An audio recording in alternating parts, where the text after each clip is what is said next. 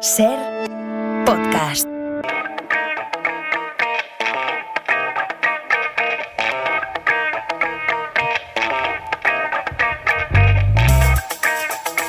Cuatro y 33, 3 y 33 en Canarias. Félix Martín, fiscal, ¿qué tal? ¿Cómo estás, Félix?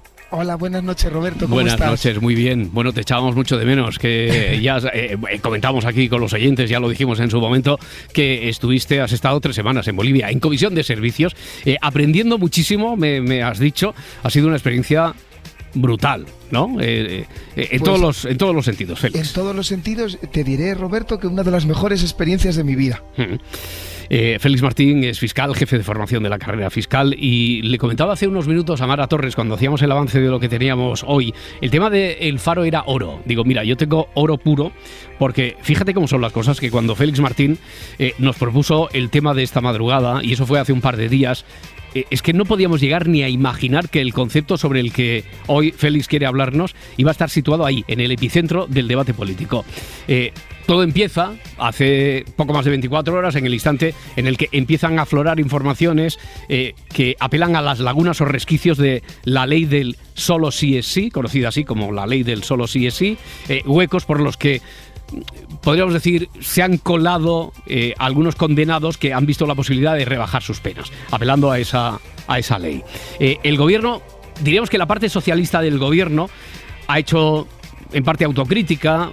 Alguno de sus miembros ha apelado a que si hay que rectificar esa ley para mejorarla y para que no se puedan aprovechar los condenados de eso para evitar todo esto, pues se rectificará.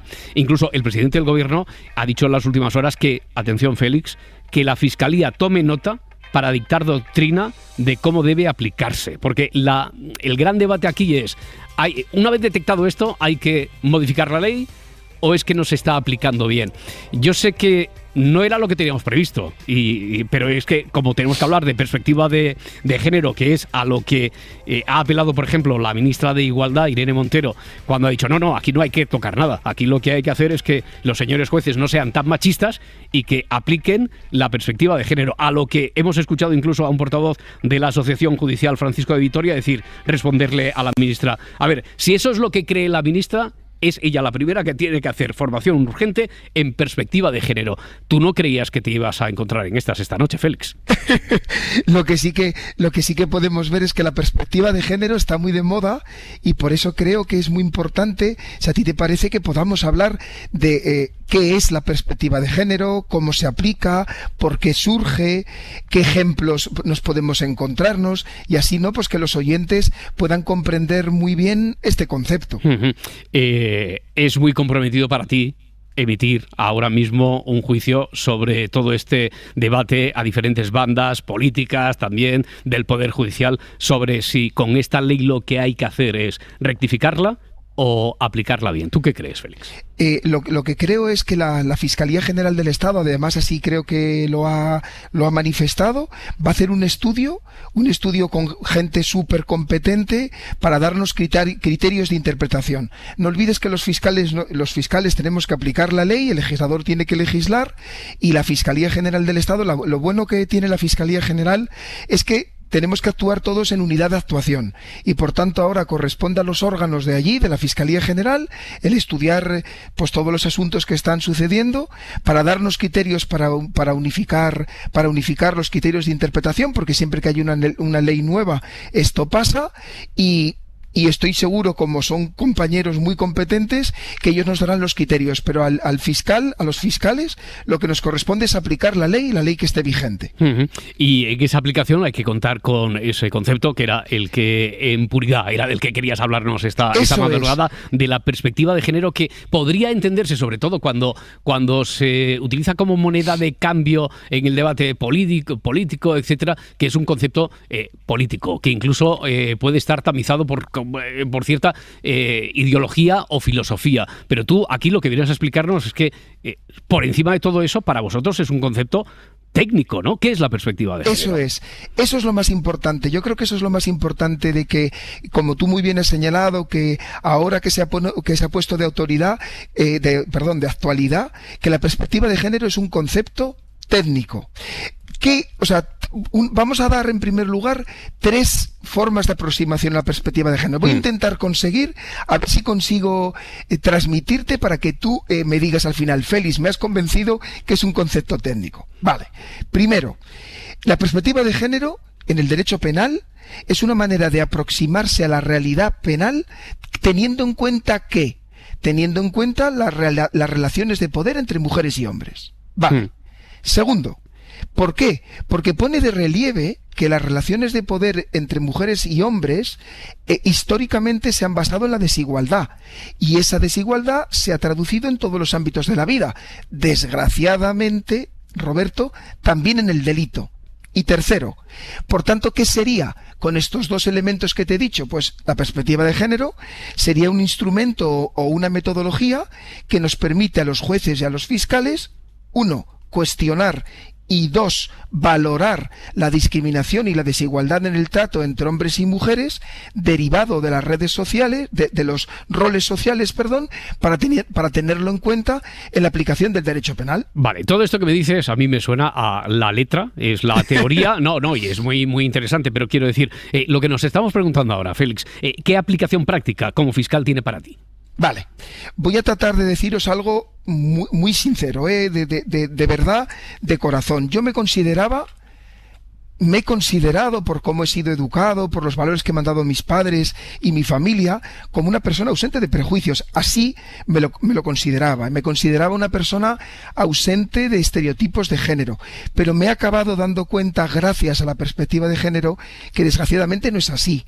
Y para mí, Roberto, quitarme esta venda de los ojos ha supuesto una revolución, si soy sincero. Y no solo personal, lo que ya por sí ya merecería la pena. Pero bueno, aquí no interesa. Aquí interesa la profesión. Y te digo, yo me considero ahora mismo, gracias a la perspectiva de género, mejor fiscal. ¿Por qué? Porque al asumir la perspectiva de género puedo ayudar a la víctima a la víctima mujer, a sentirse menos incómodo en un tribunal. Porque por asumir una perspectiva de género puedo interesar con mayor inteligencia diligencias de investigación. Porque por asumir una perspectiva de género puedo mejorar y ser más sensible en mi forma de hacer interrogatorios, y puedo mejorar y ser más sensible a la hora de valorar la prueba y hacerlo con mucha mayor solvencia. Por tanto, al asumir la perspectiva de género, soy mejor fiscal y puedo ser más útil a la sociedad a la que sirvo como fiscal. Bueno, yo creo que es muy interesante poner todo en contexto, y para eso la historia, desde luego, tirar de historia sobre cuál es la realidad y cuál ha sido la realidad de la mujer en la justicia en España. Mira, veo aquí información que tú me has facilitado en la memoria de la Fiscalía General del Estado, presentada en el año 1940. Nos encontramos con, atención, la siguiente descripción sobre la condición del fiscal. El funcionario judicial ha de ser, en el ejercicio de su cargo, varón fuerte ante el efecto o desafecto, simpatía o antipatía. Se piden hombres bien dotados en los que se reúna, en el más perfecto equilibrio, las cualidades indispensables para decidir. Eso es así, textual. ¿Cómo te quedas? ¿Cómo te quedas? 1940, es decir, se piden hombres, varones. Una mujer no podía ser fiscal. Efectivamente. Vale.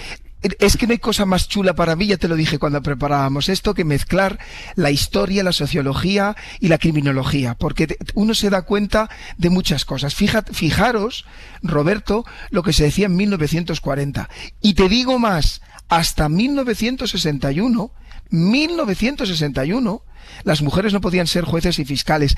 Pero hasta 1961, Roberto, imagínate, se aplica una ley franquista, la ley 56/1961 de 22 de julio, solo se admitía a las mujeres para ser jueces o fiscales en el ámbito de los menores y lo laboral.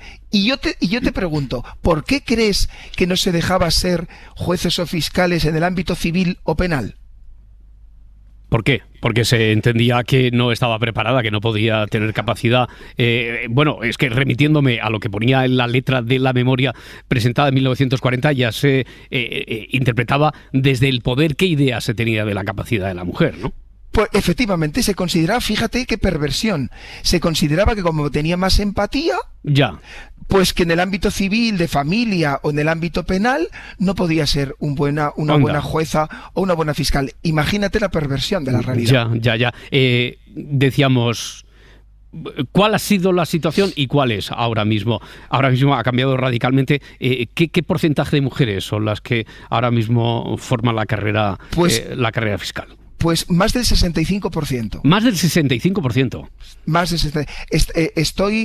Estamos rodeados de mujeres en la carrera y lo que ha supuesto eso para insuflar energía, rigor y calidad es tremendo. Yo en mi carrera profesional he tenido más jefas que jefes. O sea, imagínate lo que hemos cambiado y lo maravilloso que es que se haya producido este cambio, Roberto. Porque tú qué dirías como fiscal, que la empatía aquella que le penaba a la mujer porque se entendía el poder, entendía la sociedad, que era demasiado empática, esto en realidad es un activo, ¿no? Para un fiscal. Claro, es que un fiscal o un juez, claro, tiene que estar conectado con la realidad. Eso no quiere decir que no sea riguroso en la aplicación de la ley, pero tienes que ser capaz de tener una empatía para entender las circunstancias. O sea, que se imaginen los oyentes, Roberto, el crisol de realidades tan diferentes ante lo que nos podemos encontrar.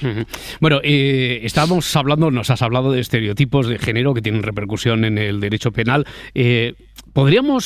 ¿Nos podrías poner algún ejemplos reales en los juzgados y tribunales para que esto, llevándolo así, llevándolo al suelo, aterrizando, que dicen ahora, yo creo que se puede entender mucho mejor, Félix? Vale, déjame, me vas a permitir, Roberto, si te parece, que antes de ir a los juzgados y tribunales, vayamos a conectarlo con la sociedad, en esta sociología que estamos hechos. Y voy a describir solamente a los oyentes un anuncio de los años 80, ¿vale? Que fijaba lo siguiente: teníamos a un hombre con unos guantes de boxeo y una mujer apoyada en esos guantes con un ojo morado. Y en el anuncio se decía: no importa lo que ha pasado, él es un hombre y usted lo ama, él merece el producto el producto que se estaba... Tengo aquí el anuncio, son sí. Unos cigarrillos. Sí, ¿cómo te quedas? Sí, había y esto es de los 80, ¿no? De los 80. De los 80. Yo estaba recordando algún anuncio sobre electrodomésticos, algún anuncio, pero además muy popular, y desde luego cuando solo había una cadena de televisión, algún anuncio televisivo sobre algún brandy, coñac, electrodomésticos incluso. Ahora, cigarrillos, y en los 80. ¿Qué es lo que dice el texto exactamente de ese anuncio? No importa lo que ha pasado, él es un hombre y usted lo ama. Ya. O sea, imaginaros la carga que tenemos generacionalmente, ¿no?, de estereotipos. Y ahora me vas a permitir que pueda formularte una pregunta a ti y a todos los oyentes que nos puedan escuchar, ¿no? ¿Cómo se nota que eres fiscal, ¿eh? No pares de preguntar, venga. Vale, ya has visto que hoy he venido con las pilas cargadas de Bolivia. Sí. Vale, una pregunta que me gustaría que todos los que nos estén escuchando que sean hombres, ¿vale? ¿Cuántas veces los hombres que nos están escuchando han salido y han vuelto a casa solos, tarde por la noche? ¿Y cuántas veces han pasado miedo? ¿Cuántas veces han tenido que mandar un mensaje a un amigo, a una amiga, a su pareja, para indicar que han llegado bien a casa o que han cogido un taxi? ¿Cuántas veces te ha pasado a ti, Roberto? Pocas, o en cualquier caso. Si ha pasado alguna, me imagino que en un grado muy, muy, muy diferente a como lo puede estar viviendo una mujer. Sí. Este es el problema. Correcto. ¿Y sabes el problema? Que lo hemos interiorizado como algo normal. Lo hemos interiorizado. Y aquí está, este es el ejemplo. He querido poner estos ejemplos, querido amigo, porque estos son la discriminación de género que tenemos endémica y que ha llevado a una situación de desigualdad a la mujer que hemos normalizado la sociedad, sin quererlo, bien intencionadamente, pero la hemos normalizado. Vale. Félix, la Fiscalía General, el Tribunal Supremo, se hacen estudios estadísticos sobre los delitos para poder confirmar esa discriminación. Eso que a poquito que uno olfatee sobre la realidad y haga una perspectiva histórica nada escueta como la que estamos haciendo, es una evidencia, pero se hacen estudios para contrastar así en datos de esa discriminación de la mujer en el ámbito penal. Pues te agradezco mucho que me hagas esa pregunta porque efectivamente vamos a contrastarlo con datos reales y además traemos a colación la ley esta de garantía de la libertad sexual para explicar la razón de la nueva ley. Fijaros, estudios sobre sentencias del Tribunal Supremo dictadas en 2020 por delitos contra la libertad sexual, condenas del Tribunal Supremo. En la autoría de estos delitos, de los delitos contra la libertad sexual, el 93,80% son hombres, los autores, frente a un 6,20% de mujeres. Y en cuanto a las víctimas, nos encontramos que mujeres, niñas y adolescentes 83% y hombres, abrumadoramente niños y adolescentes, 17%. 83 frente a 17% en cuanto a víctimas. Tú dime si estas cifras no nos tienen que interpelar, ¿no? Como hombres, como mujeres, para ver en qué situación se encuentra la mujer, o sea, la tensión y la situación evidentemente grave en que se encuentra la mujer en los delitos contra la libertad sexual. Claro, esa es una realidad objetiva. Ahora, volviendo, y déjame que me salga un poquito de la pauta de lo que tenemos previsto, porque sí, tú me decías, voy a ver si te convenzo o a aquel que pueda tener alguna duda de cómo este es un concepto objetivo que hay que aplicar y se aplica como un baremo objetivo en la justicia, de la perspectiva de género. Estos son los datos, son desde luego matemáticos, son también objetivos, pero esto después, para aplicarlo en la justicia, ¿no es un poquito cómo se hace para poder compensar aquello que la realidad descompensa? Pues lo que se hace es que con esa perspectiva de género tenemos que tener más capacidad, por ejemplo, para entender que el que una mujer que sufre violencia doméstica no quiera denunciar no quiere decir que se lo esté inventando. Eso es aplicar una perspectiva de género. Entender que puede suceder que por ese concepto secular de la violencia, por ejemplo, una mujer minimice la violencia tras la denuncia. Que eso no sucedería. Es decir, si nos encontramos en una agresión en un bar, normalmente los agresores y agredidos van a agravar lo que ha pasado, van a considerarlo más grave, pero eso no sucede lo mismo en la violencia sobre la mujer. No sé si me entiendes. Esto es lo que significa perspectiva de género. Tener en cuenta las circunstancias del caso concreto, tener en cuenta las circunstancias que se pueden producir en el seno de una violencia de un hombre sobre una mujer en el ámbito de la violencia doméstica para entender posibles comportamientos de la mujer. Tenías un ejemplo, ¿no? Un ejemplo del Tribunal Supremo para acabar, para ilustrar, para que quede ya muy claro, porque es un caso práctico, no vas a poner ni nombres ni apellidos, pero un ejemplo práctico. A ver, un ejemplo práctico, ¿vale? El supuesto de hecho es este: un sujeto, vamos a llamarle H, se separa de su mujer, vamos a llamarle M, con la que tiene un hijo en común. El hombre ya la había amenazado varias veces hasta el punto de que la mujer se había cambiado de casa. El hombre averigua dónde vive la mujer y un día, valiéndose de una escopeta de caza, entra en la vivienda y dispara a la mujer. Esta logra esquivar varios disparos que solo la hieren pero no la matan. Finalmente logra escaparse con su hijo hasta que llega la policía y detiene al agresor.